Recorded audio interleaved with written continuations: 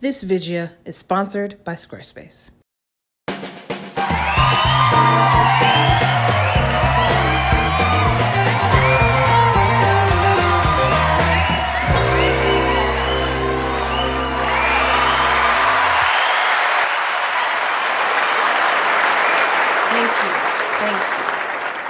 Thank you for tuning into another episode of the Jade Fox Advice Show. Welcome back, and of course, with each and every episode, we start off with a little word of wisdom. And today, I would like to remind you all that as we end out this year and we're heading into another year, as you're making your New Year's resolutions, I hope that you remain resolute, which is the root of the word resolution. And the definition of resolute goes as follows. Adjective, admirably purposeful, determined, and unwavering.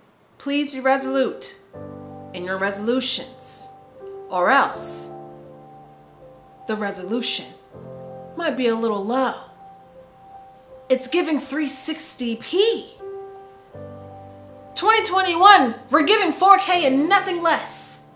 Okay? The very best. The highest resolution that does not come at a discount. Not a discounted price. A premium. We will not be giving any doorbuster resolutions. On to your questions.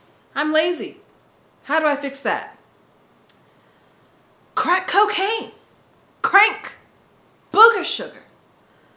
Run fast powder. I don't know drugs, but I know that stuff. I've heard it's highly effective. No pun intended.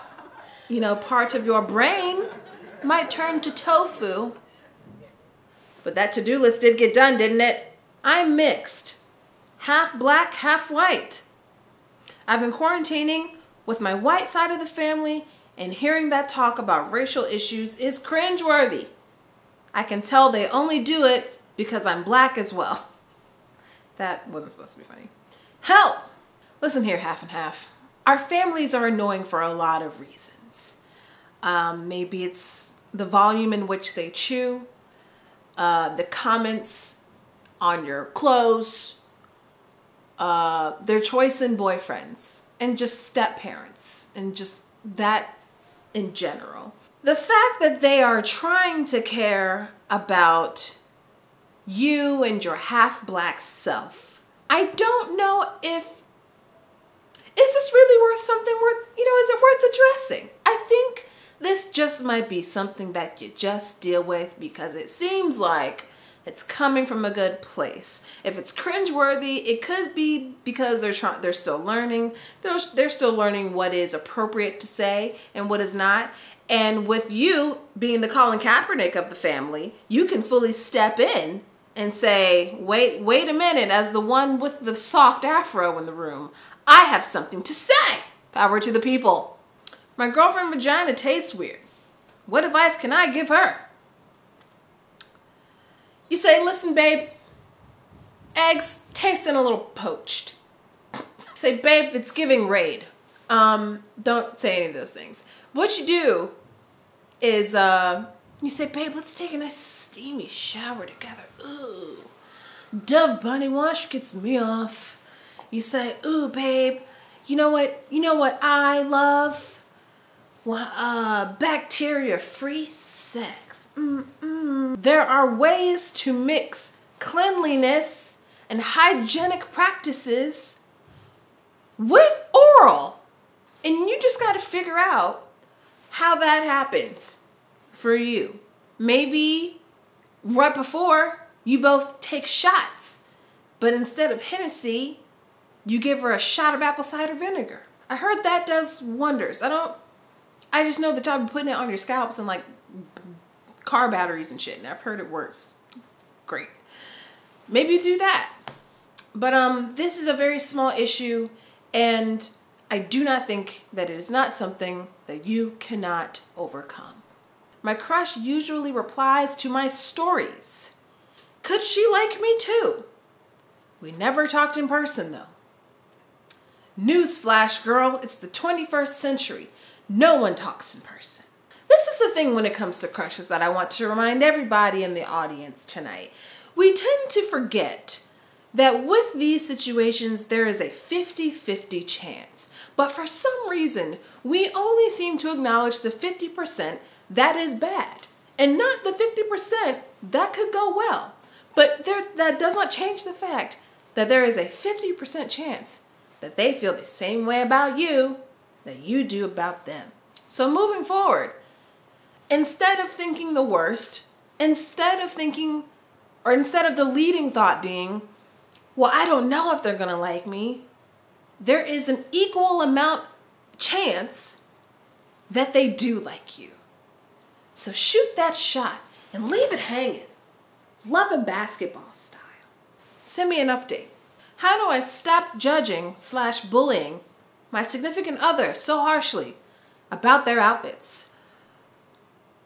I don't recommend that you stop. The more brutal, the better. You gotta say, hey babe,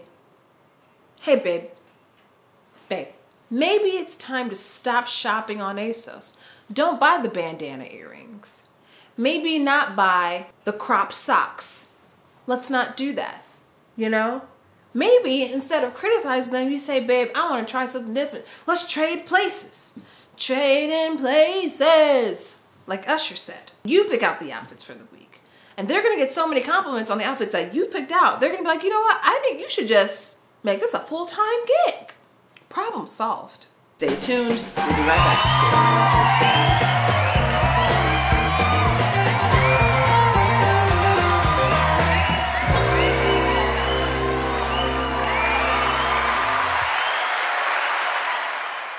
This video is sponsored by Squarespace.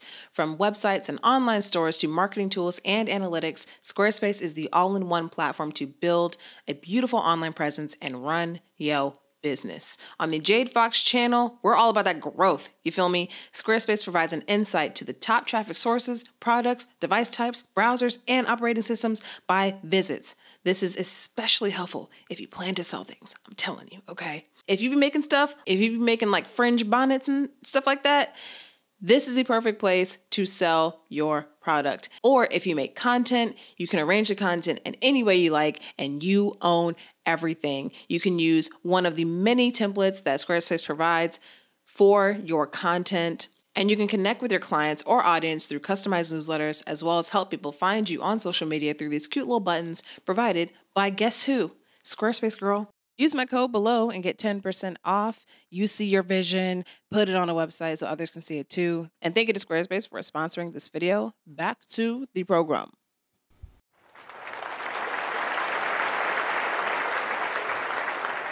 How do I get my friend to get a job and to stop being a bum?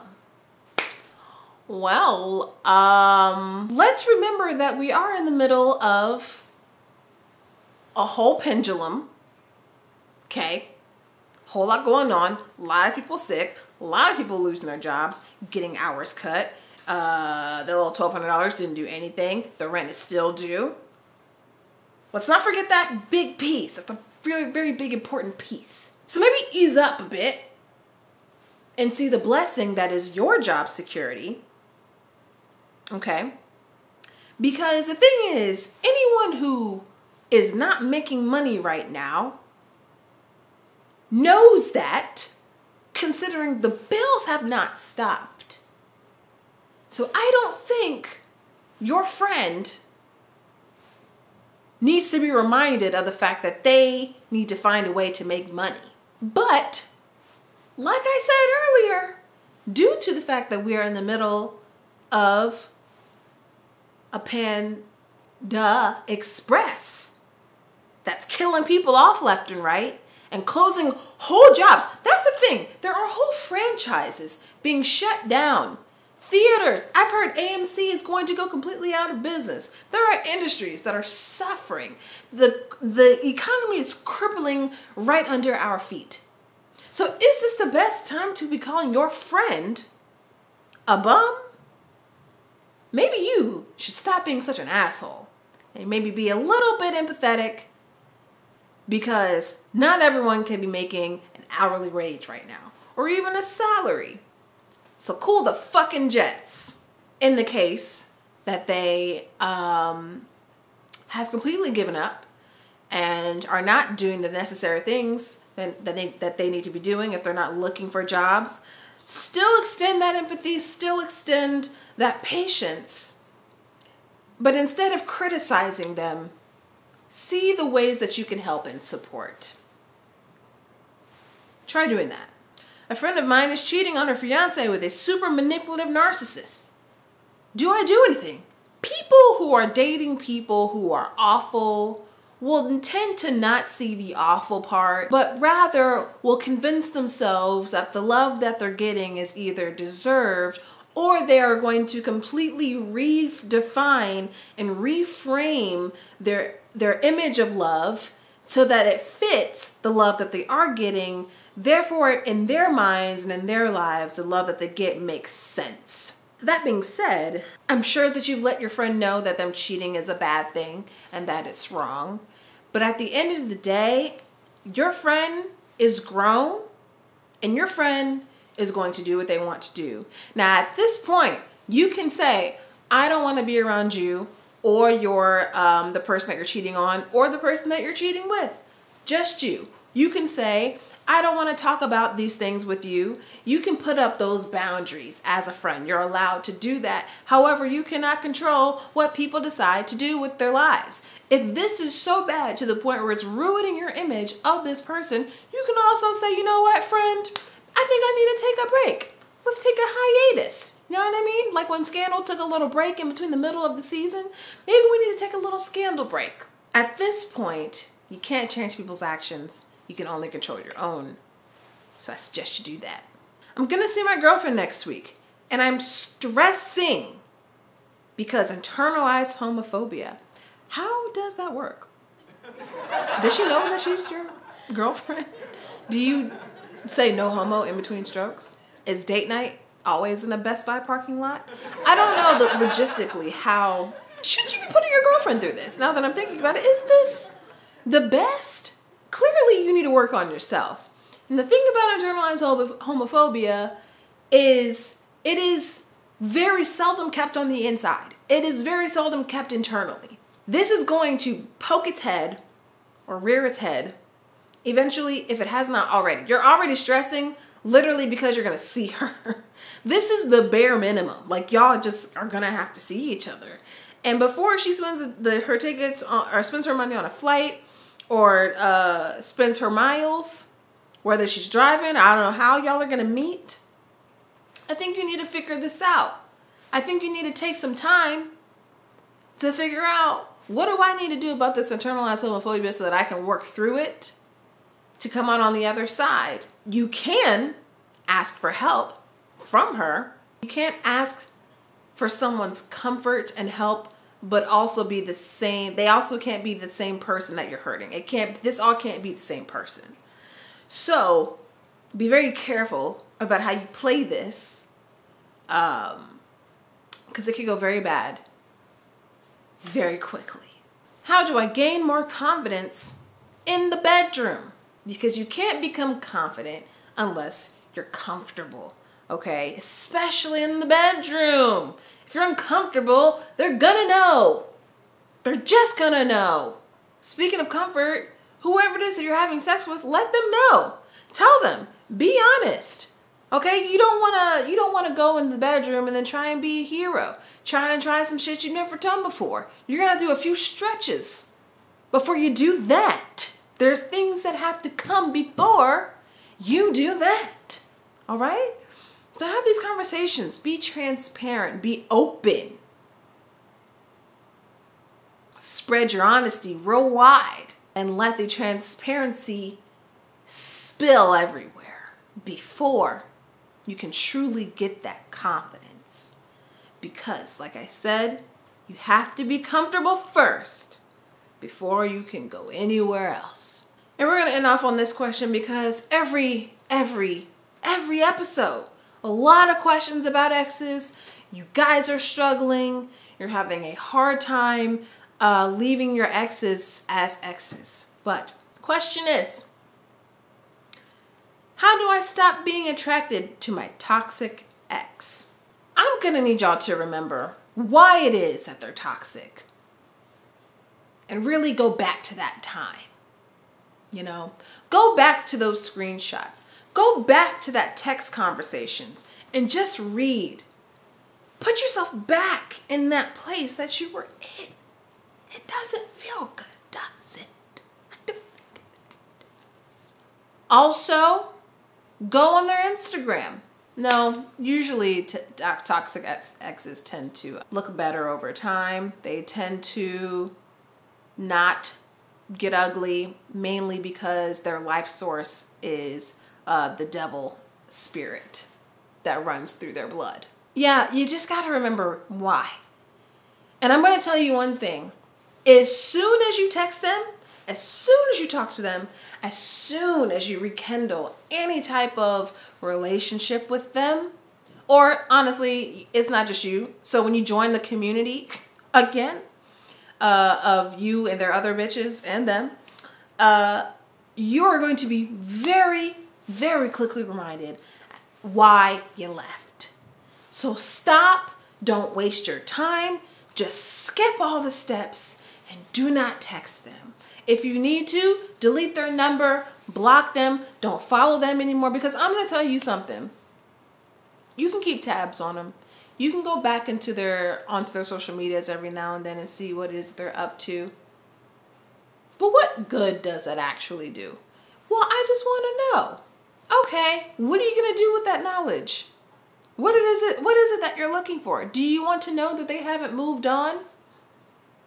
If that's the case, that's not a them problem. That's not a thing you need to seek out with them. That's something that you need to seek out with you. That concludes today's episode of the Jade Fox Advice Show. Thank you all so much for coming. Thank you so much for tuning in. Tune in next time. Make sure that you are subscribed to the network. I appreciate you for being here. Thank you so much. Catch you next time.